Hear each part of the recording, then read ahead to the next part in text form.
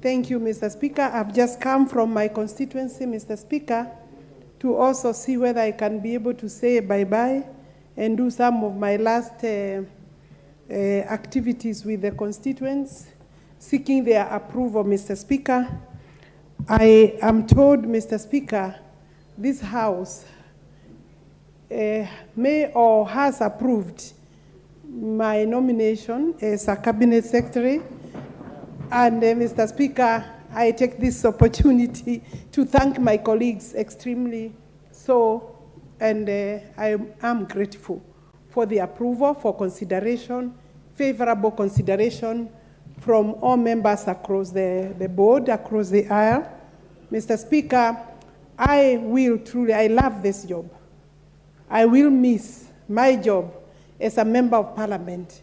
And therefore, it is not surprising that I was in the constituency when Mr. Clerk, one of the clerks of this House, told me, remember you are coming here. Mr. Speaker, I know that this 13th Parliament is just starting. While I exit this Parliament, I'm truly grateful to the people of Kandara constituency for finding it fit to give me 3 terms, which then the 3rd term, Mr. Speaker, I may have to surrender or I will be surrendering back for purposes of by-election. Mr. Speaker, it is an unusual achievement for a woman to be elected for 3 terms.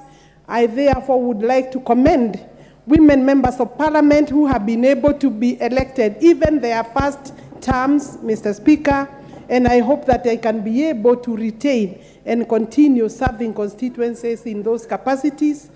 Also, Mr. Speaker, that we're looking forward as women, and I have served and have grown. I have trained through the women movement, Mr. Speaker. It would be right and fair and proper for me to speak a bit about that I am very proud of the women movement in this country, and I know it is fairly down around this time, and whatever we can do as women leaders, we need to support the women movement that has grown some of us. And therefore, I also look forward to seeing more women in this parliament, even as I exit. The numbers are not sufficient. 29 women from constituencies are not sufficient, Mr. Speaker. And therefore, it is also, and I say that from the constituencies, I am aware, and I really have a lot of respect also for the 47 county women members of parliament. They need more space. They need more funding through affirmative action. Their fund, Mr. Speaker, even as the CDF NGCDF seems to be under threat, I think those particular funds, Mr. Speaker, should be continued. I have tremendous respect for the institution of parliament, and I will continue to support the institution of parliament, Mr. Speaker, even while outside, and I would not join people who would not find it proper to continue to support parliament. I know and I think that parliament has many times lost good opportunities to stamp its authority, to be able to check the executive, and as I join the executive, I would still expect that parliament will continue to do its work, Mr. Speaker, that parliament will continue to put the executive in check so that then we can be able to deliver on the promises, on the plan that our government has talked about. And therefore, Mr. Speaker, I'm speaking so knowing that there is a place for the parliament in our constitution. In terms of governance, parliament must continue to be supported. Members of parliament must continue to be facilitated to be able to execute their mandate, their representative mandate.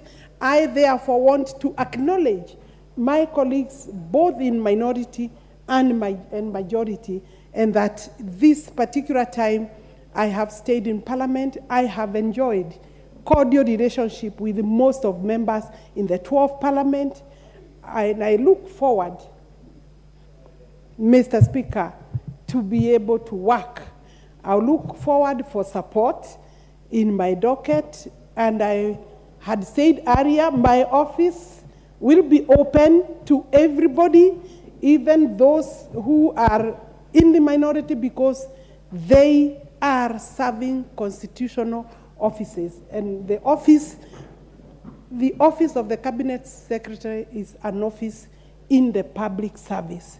And therefore, I want to assure you, members of the National Assembly, you are welcome for a cup of tea, for a discussion about water, for a discussion about how you can give me more money to be able to reach your constituencies. I look forward to that kind of relationship. Mr. Speaker, I want to thank, as I finish, I want to thank His Excellency the President, Dr. William Samoei Ruto, for finding it fit to give me this particular job among all those other qualified in equal measure in our coalition, Mr. Speaker, in the country as well. Mr. Speaker, I am truly grateful to His Excellency the President nominating a woman, and not just a woman, the Iron Lady of Muranga, the Iron Lady of Kandara. I am seeing that there are Iron Ladies coming up, and I want to encourage my sisters. The job be staff.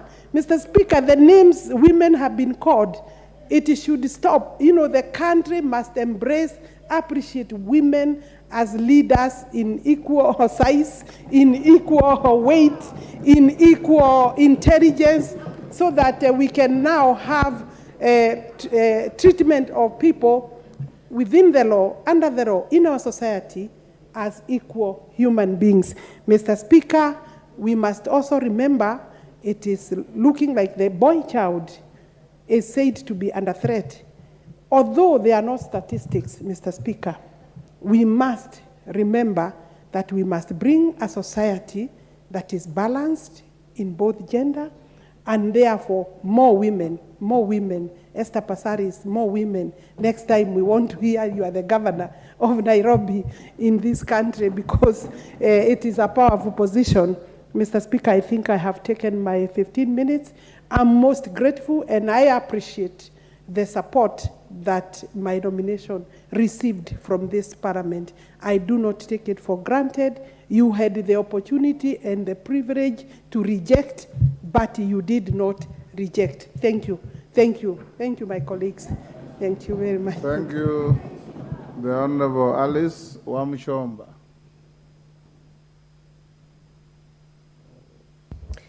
Thank you, Mr. Speaker. I rise to congratulate my seniors, the wonderful gentleman and the wonderful lady who have been honored to serve the great country of Kenya.